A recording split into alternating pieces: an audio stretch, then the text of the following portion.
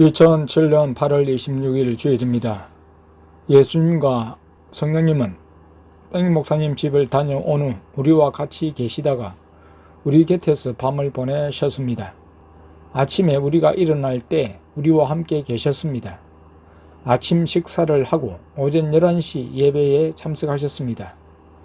예수님이 찬양을 인도하시다가 성령님이 자신을 가리키셔서 성령님께 무슨 찬양을 하실 것인지 여쭈었습니다. 성령님이 지정해 주신 곡을 찬양을 했습니다. 둘째가 대언을 해 주었습니다. 성령님은 찬양을 부를 때 춤을 추셨다고 했습니다. 예수님은 곁에서 지켜보셨습니다. 예배에 땡땡 성도가 참석을 했습니다. 지난주에 이어 연속 2주 출석입니다. 성령님이 설교를 시작하라고 하셨는데 오늘은 특별히 성령님이 본문을 정해 주셨습니다. 요한계시록 4장을 하라고 하셨습니다. 내가 하는 것으로 보이지만 성령님이 내 입에 말씀을 주셨다고 했습니다. 설교 시간에 아버지의 발이 내려오기도 했고 천사들의 나팔 소리가 있었다고 했습니다. 땡땡 성도와 가족 개인들의 이름을 부르며 기도하고 축도로 예배를 마쳤습니다. 점심시간에는 하나님 아버지께서 천국에서 내려오셔서 빵을 드셨습니다. 예수님이 점심 후 전도를 가자고 하셔서 땡땡마트 인근에 전도를 나갔습니다. 성령님도 동행하셨습니다.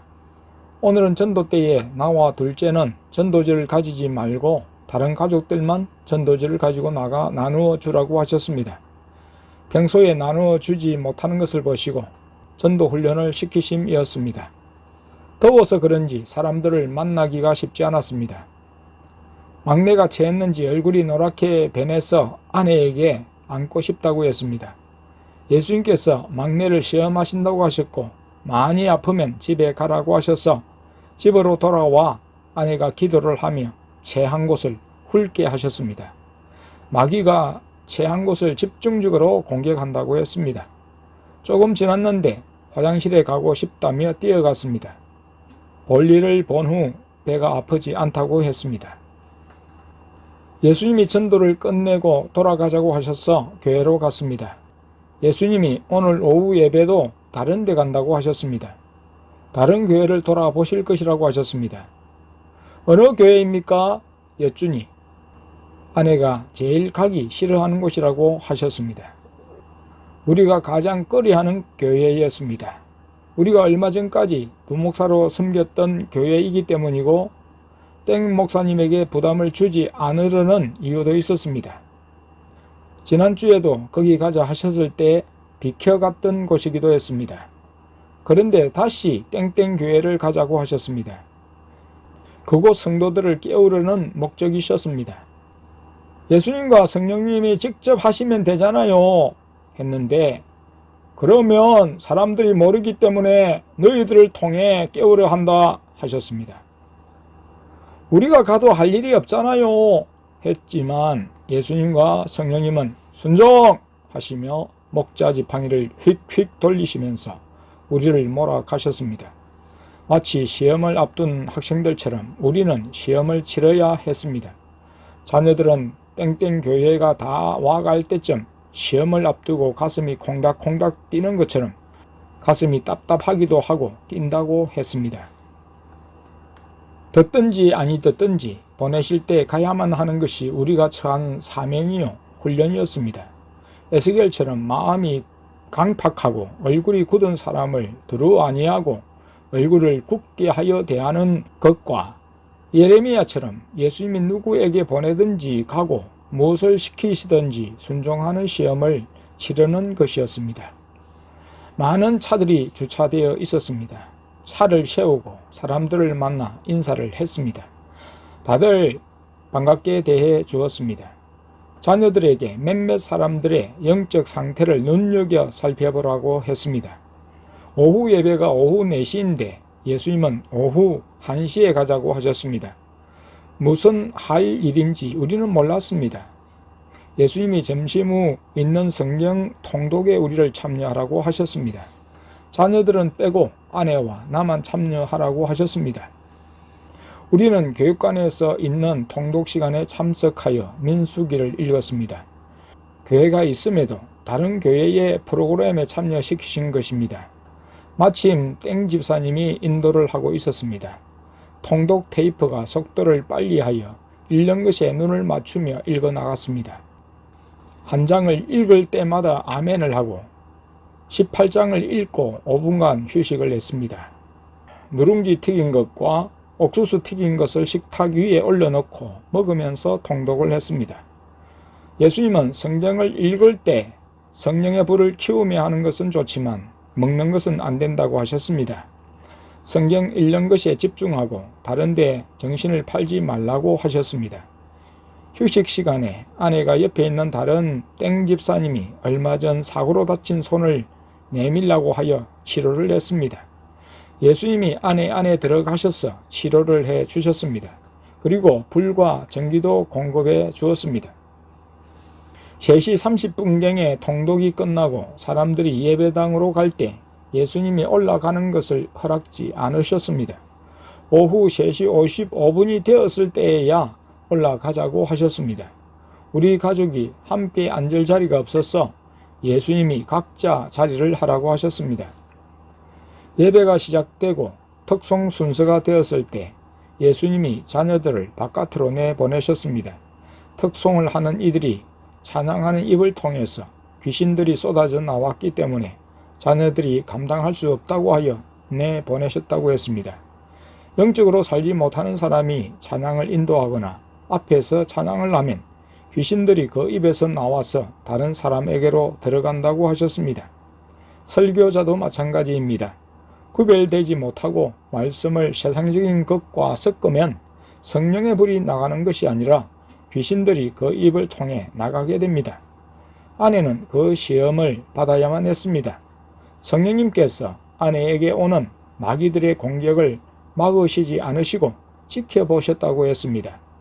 다행히 아내는 귀신들이 나옴을 감각하고 미리 성령의 보호막을 쳐서 귀신들의 침입을 방비하였습니다. 나는 왜 침입을 받지 않았는지 자녀들을 통해 물으니 예수님이 내 안에 계셔서 막아주셨다고 했습니다. 예배 시간에 예수님은 내 몸 안에 계셨다고 했습니다. 예배가 끝난 후 사람들과 인사를 나누고 다시 사무실로 들어갔습니다. 땡 목사님은 오늘 일정을 마쳤고 사모님은 여성도들에게 성경 공부를 인도했습니다.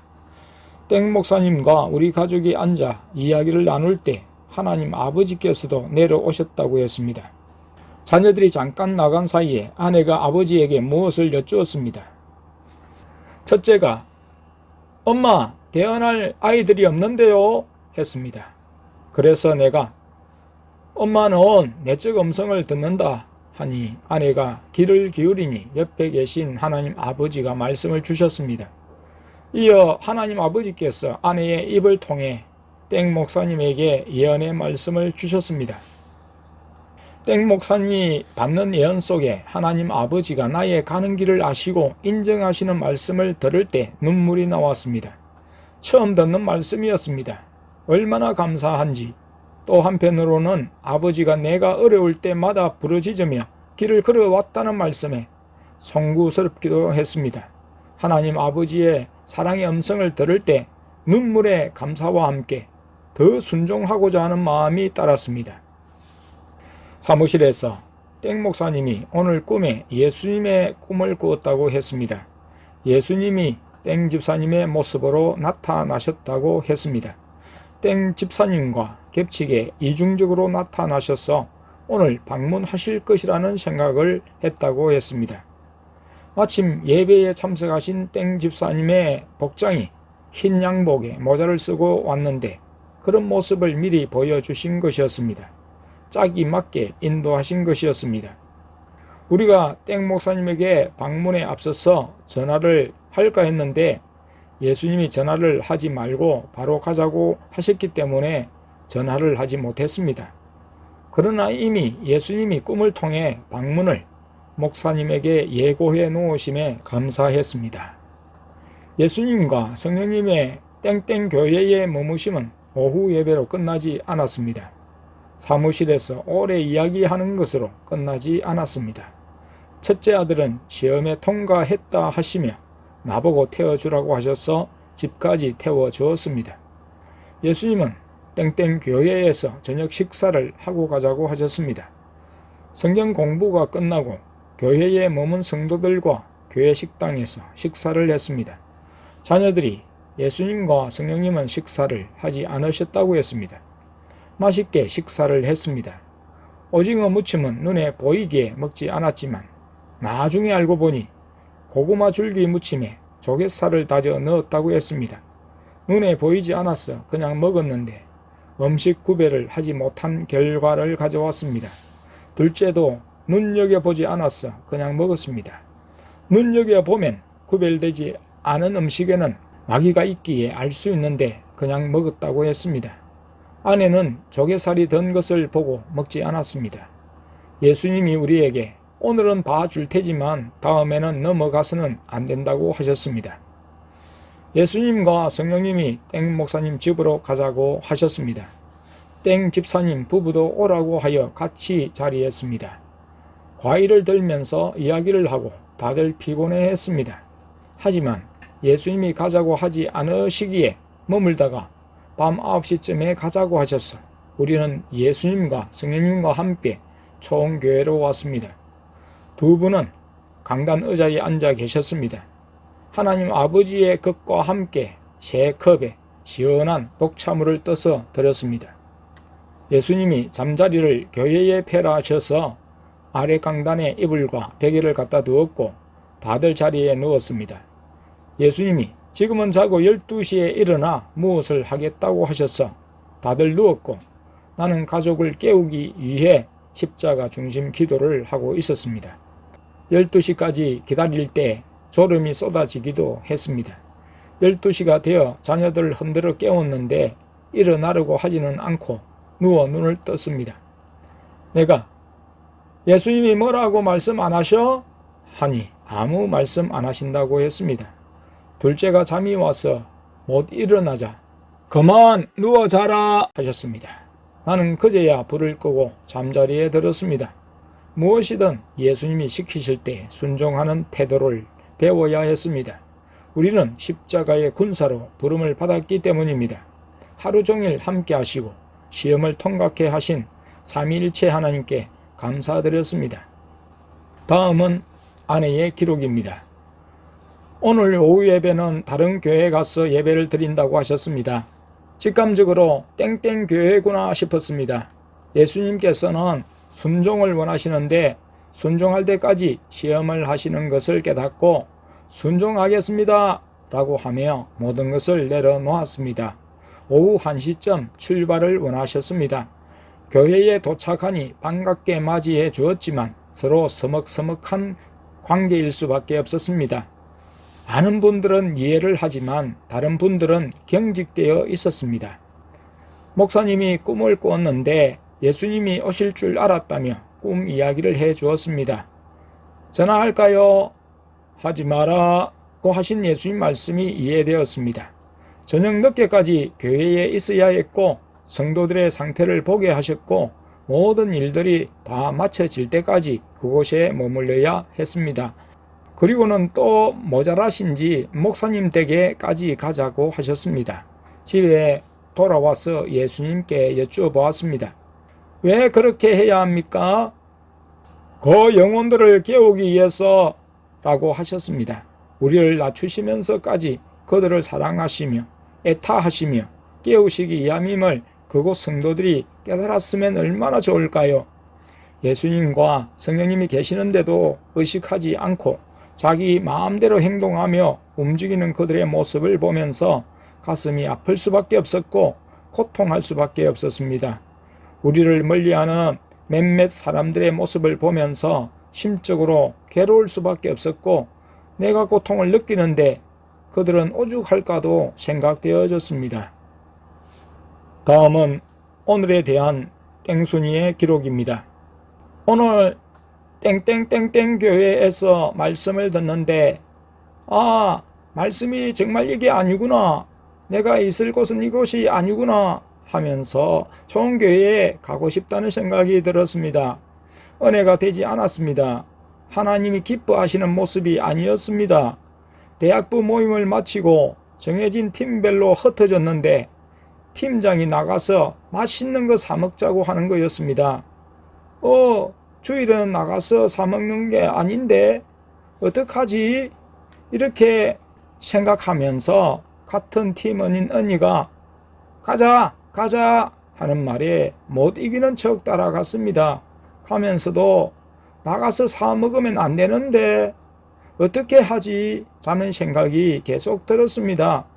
이것은 잘못하는 건데 가면서도 아무 말도 못하는 내가 싫었습니다. 가면 안 되는데 잘못하는 건데 하면서도 갔습니다. 딱 잘라 말하지 못하고 끌려다니는 내가 싫었습니다. 나는 왜 이럴까? 먹으면서도 예수님께 죄송했습니다. 오늘 집에 돌아와 회개를 하는데 눈물이 흘러나왔습니다. 내 자신의 연약한 모습을 볼 때 하나님 아버지가 원하시는 내 모습이 아니어서 눈물이 났습니다.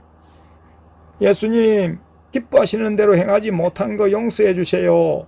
저희들을 용서해 주세요. 다음에는 똑같은 죄 짓지 않게 해 주세요. 기도를 드릴 때 마음이 편했습니다.